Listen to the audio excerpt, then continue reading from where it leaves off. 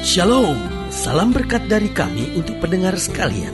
Saat ini pendengar akan diberkati dengan program Hari Ini Harinya Tuhan bagian yang ke-8.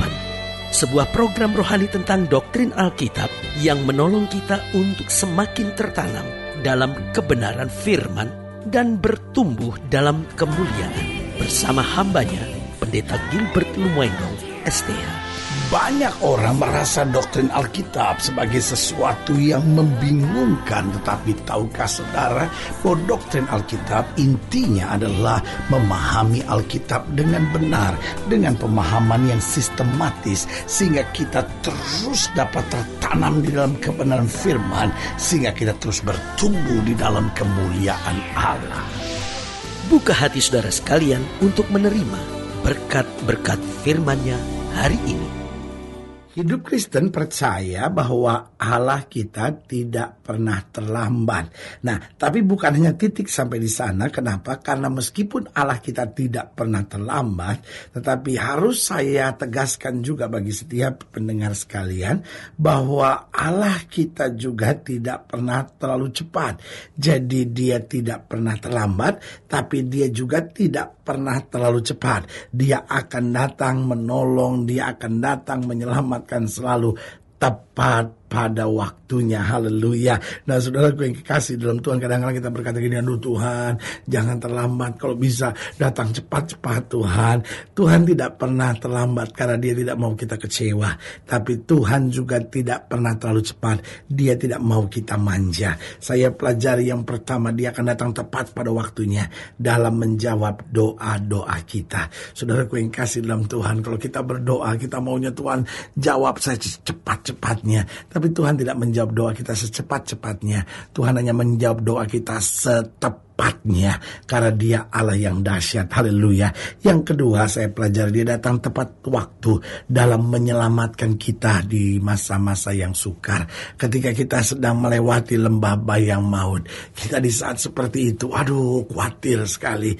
Tapi Tuhan akan menyelamatkan kita tepat pada waktunya. Saudaraku yang kasih dalam Tuhan, Alkitab bicara tentang Petrus. Petrus berjalan di atas air, dan betul-betul dia sudah mampu berjalan di atas air. Tapi ketika dia mulai makin jauh dari kapal, dia mulai merasa tiupan angin, dia mulai bimbang. Pada saat itu dia hampir tenggelam. Tuhan tidak menolong dia sebelum dia tenggelam. Tuhan juga tidak menolong dia setelah dia tenggelam. Tetapi Tuhan menolong dia tepat pada saat dia hampir tenggelam. Di situ diselamatkannya Petrus. Saudaraku yang kasih dalam Tuhan, dia datang tepat waktu dalam menjawab doa-doa kita. Dia datang tepat waktu dalam menyelamatkan kita di masa-masa yang sukar. Yang ketiga, dia datang tepat waktu dalam memberikan sukses dan keberhasilan buat kita.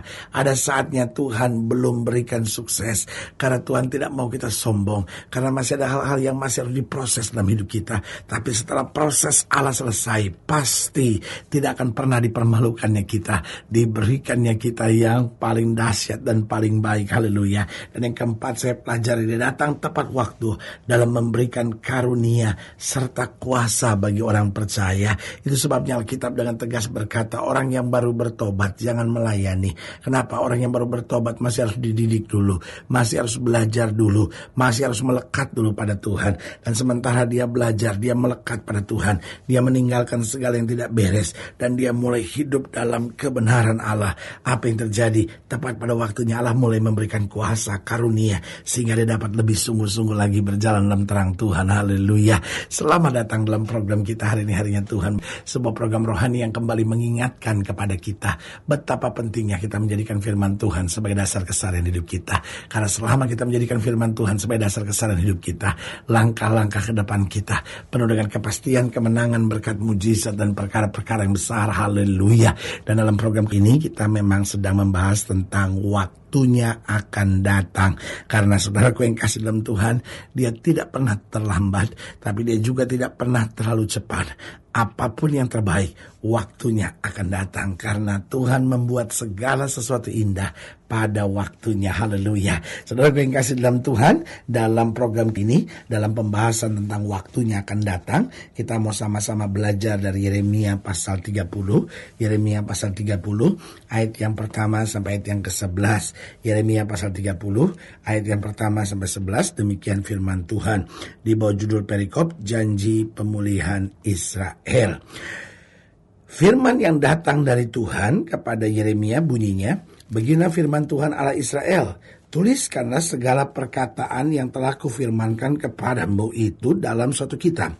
Sebab sesungguhnya waktunya akan datang. Saya ulangi sekali lagi ayat yang ketiga. Sebab sesungguhnya waktunya akan datang, demikian firman Tuhan, bahwa aku akan memulihkan keadaan umatku Israel dan Yehuda, firman Tuhan. Dan aku akan mengembalikan mereka ke negeri yang telah kuberikan kepada nenek moyang mereka. Dan mereka akan memilikinya. Haleluya.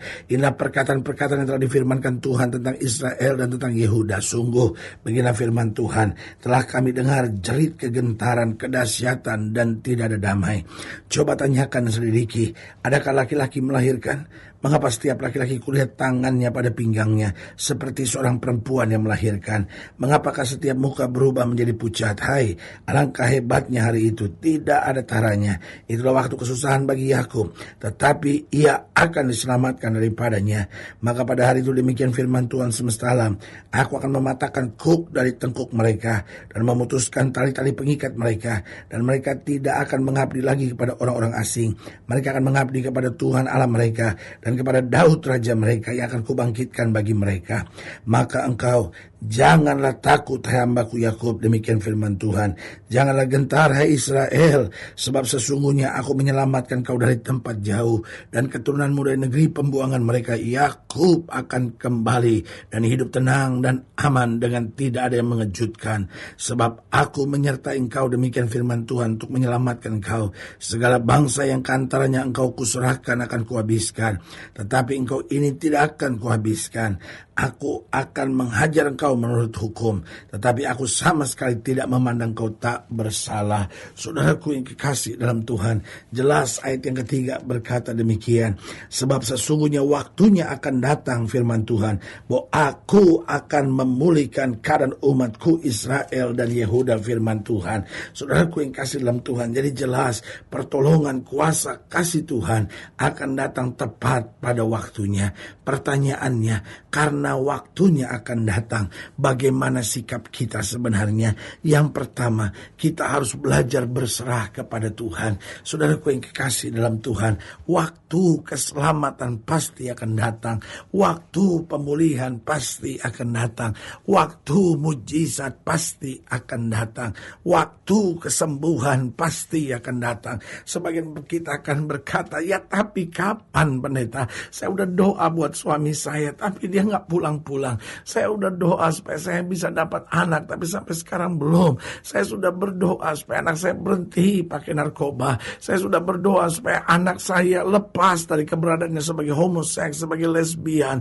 Atau mungkin sudah berkata, saya sudah berdoa untuk dapat pekerjaan, tapi belum juga. Waktunya akan datang tepat pada waktunya. Kita harus tetap berjuang. Kita harus tetap berusaha. Kita tetap harus minta hikmat dari Tuhan. Tapi itu bukan berarti kita harus kecewa dan putus asa. Kita berserah penuh kepada Tuhan, karena kita tahu Allah tidak pernah terlambat. Dia tolong tepat pada waktunya, tapi Dia membutuhkan penyerahan penuh dari kita, sehingga kita sungguh-sungguh berharap dan bersandar kepadanya. Yang kedua, saya pelajari, karena waktunya akan datang, berarti kita harus belajar untuk tetap taat dan mengandalkan Tuhan. Saudaraku yang kasih dalam Tuhan, kadang kala kita pikir, saya udah doa, kok gak terjadi apa-apa, udahlah, saya pergi ke dukun lah kalau begitulah, saya tanya sama paranormal lah, saya lihat ramalan-ramalan nasib lah. Saudaraku yang kasih dalam Tuhan, itu perbuatan yang bodoh, saudara-saudara. Ada banyak orang yang berkata, aduh saya udah doa, Tuhan belum tolong, udahlah kalau gitu buat apa saya ke gereja lah, saya mundur aja dari pelayanan lah. Saudaraku yang kasih dalam Tuhan, setan menang kalau begitu. Tapi sebagai hamba Allah, saya mau bilang, kita permalukan setan, karena Yesus kita pasti akan memberi kemenangan buat kita. Karena itu kita harus tetap taat pada firman, kita tetap mengandalkan Tuhan, karena kita bilang orang yang mengandalkan Tuhan tidak akan pernah dipermalukannya. Haleluya. Yang ketiga, saya pelajari, karena waktunya akan datang, tidak akan pernah terlambat, maka kita harus belajar untuk selalu hidup benar. Saudaraku, kita harus selalu hidup benar, karena kita bilang bukan tangan Tuhan kurang panjang, bukan telinganya gak sanggup dengar, tapi yang menjadi jurang penghambat kamu dengan Allahmu, yaitu segala segala dosamu. Berarti saudaraku yang kasih dalam Tuhan, kalau kita masih terus hidup dalam dosa, kita tidak pernah akan melihat pembelaan dan pemulihan dari Tuhan. Tapi sebaliknya, waktu kita bertobat, Alkitab berkata umat yang atasnya namaku disebut, merendahkan diri, berdoa, berbalik dari jalan-jalan yang jahat, maka aku akan memulihkan keadaannya. Berarti kita harus selalu hidup benar, tinggalkan dosa, dan melakukan firman Tuhan dengan sungguh-sungguh. Dan yang keempat saya pelajari, karena waktunya akan datang. Berarti yang pertama, kita harus belajar berserah penuh pada Tuhan. Kita harus tetap taat dan mengandalkan Tuhan. Kita harus belajar untuk selalu hidup benar. Dan yang keempat, karena waktunya akan datang, kita harus selalu belajar untuk bersyukur dalam segala hal. Kita harus selalu belajar untuk bersyukur dalam segala hal. Toh kita tahu Tuhan gak akan pernah permalukan kita. Toh kita tahu Tuhan tidak pernah mengecewakan kita. Kalau Tuhan belum tolong, bukan berarti Dia tidak menolong. Kalau Tuhan belum menolong, bukan berarti Dia tidak menolong. Kalau Dia belum menolong, itu hanya persoalan waktu. Bicara waktu itu bicara proses. Tetapi Tuhan kita pasti menolong. Belajar bersyukur. Bersyukur buat apa yang belum kita terima. Tapi karena sudah dijanjikan, kita percaya Allah kita tidak pernah mengecewakan. Haleluya. Saudaraku yang kekasih dalam Tuhan, jika sedang dilayani lebih jauh, hubungi kami melalui telepon, hubungi kami melalui surat, kunjungi website kami, karena kami ada untuk membawa Bapak Ibu Saudara senantiasa lebih dekat pada Tuhan dan mengalami kasih kuasa mujizat yang luar biasa. Secara khusus melalui program ini juga saya mau berdoa buat setiap orang yang sakit, setiap orang yang berbeban berat, karena saya percaya bahwa bagi Allah tidak ada perkara yang mustahil. Nah, saudara-saudara yang didoakan secara khusus, saudara boleh taruh tangan kanan saudara di dada, dan kita akan berdoa. Mari kita berdoa.